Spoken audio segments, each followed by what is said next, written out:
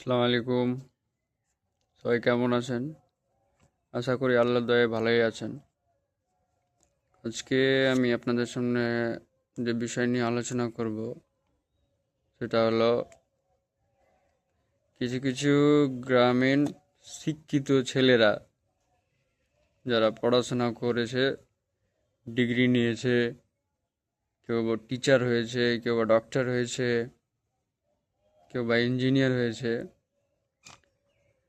গ্রামের ছেলেদের উদ্দেশ্যে বলছি, গ্রামের ছেলে হোক বা বয়স্ক লোক হোক, যারা গ্রামের চাষবাস নিয়ে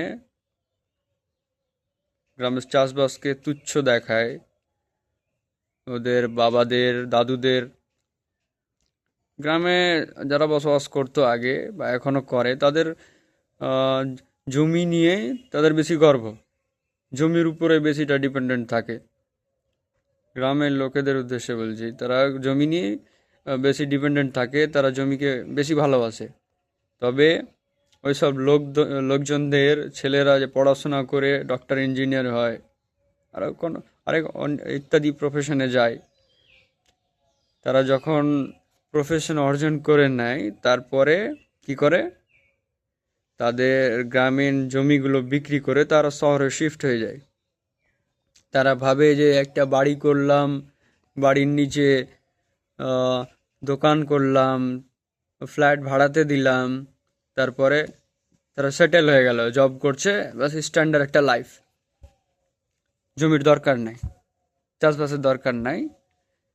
আহ, সবাই এরকম না, কিছু কিছু আছে লোক এরকম যে যারা হেড করে এই চাষবাস কে করে। তাদের উদ্দেশ্যে বলছি আমি,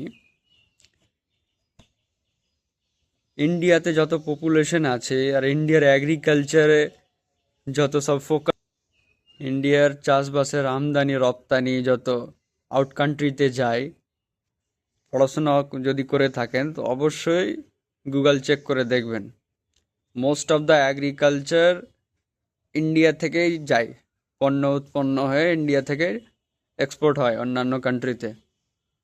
আর জমি, চাষবাসের জমি যে বিক্রি করে দিচ্ছেন, ফিউচারটা এমন আসছে এখন যে চাষবাস ছাড়া চলাই যাবে না, জিনিসের দাম হাই লেভেলে পৌঁছে যাবে। তারপরে পেস্টিসাইডস ছাড়া খাবার পাবেন না, তখন দৌড়াবেন। শরীর যখন অসুস্থ হবে, ওষুধ ছাড়া চলবেন না, তারপরে দৌড়াবেন চাষবাসের দিকে, ততদিনে অনেক লেট হয়ে যাবে। আমি জাস্ট আপনাদেরকে এটাই বলতে চাইছি যে গ্রামের যেসব জমি আছে সেসবকে বিক্রি না করে কাজে লাগানোর চেষ্টা করবেন, চাষবাস করবেন, নিজে না পারলে অন্য কাউকে দিয়ে করানোর চেষ্টা করবেন। কিন্তু ন্যাচারাল পদ্ধতিতে যেসব চাষবাস হয়, আহ, কম পেস্টিসাইডস ছাড়া, সেসবে লেগে থাকার চেষ্টা করবেন। এসব ছেড়ে দিলে ফিউচারে গিয়ে তখন এগ্রিকালচারের সাথে লাগার চেষ্টা করবেন, কিন্তু হবে না। এখন তো ধীরে ধীরে পপুলেশন যেহেতু গ্রো করছে, তো জমির যে জমিজত মানে খাটো হয়ে যাচ্ছে। আগে ছিল একটাই প্লটে 5 বিঘা 10 বিঘা, একটাই প্লটে বা 2 বিঘা 3 বিঘা করে একটাই প্লটে ছিল, চাষবাস ভালো হতো। এখন জমি ছোট হয়ে যাচ্ছে, জমি যত ছোট হবে তার উর্বরতা ততই কমবে। আগে লাঙল দিয়ে চাষ করতো, গরু দিয়ে চাষ করতো, এখন ট্রাক্টরে চাষ করে। আগে লাঙল দিয়ে চাষ করতো, সময় অবশ্যই লাগতো, কিন্তু সেই লাঙলের চাষটা সব থেকে বেশি ভালো হতো আর উর্বরতা জমিতে বেশি হতো।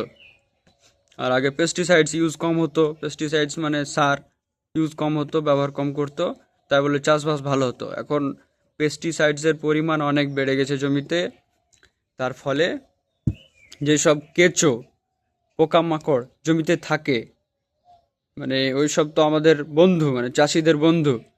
যেসব পোকামাকড় জমিতে থাকে, পেস্টিসাইডস দেওয়ার ফলে জমিতে সার দেওয়ার ফলে, ইউরিয়া পটাশ হোয়াটএভার আছে অনেক রকম, এইসব দেওয়ার ফলে জমির উর্বরতা অনেক কমে গেছে। তো আমি এটাই বলতে চাইছি যে পপুলেশন বাড়ার কারণে জমি যেহেতু কমে গেছে, ফসল কম হচ্ছে, তো আপনারা দয়া করে গ্রামীণ জমিগুলো বিক্রি না করে চাষবাসে লাগানোর চেষ্টা করবেন। চাষবাস করে খাবেন, তাহলে জিনিসের দামও বাড়বে না, নিজেকে মেনটেন করার সুবিধা হবে, শরীর সুস্থ থাকবে, হেলদি থাকবেন। ডক্টরের কাছে কম যেতে হবে, ওষুধের সাথে কম লেগে থাকতে হবে। খারাপ মাইন্ডে কেউ আবার নেবেন না। আমি জাস্ট সত্যিটাকে তুলে ধরতে চাইছি যে ভবিষ্যতে গিয়ে প্রবলেম হতে পারে।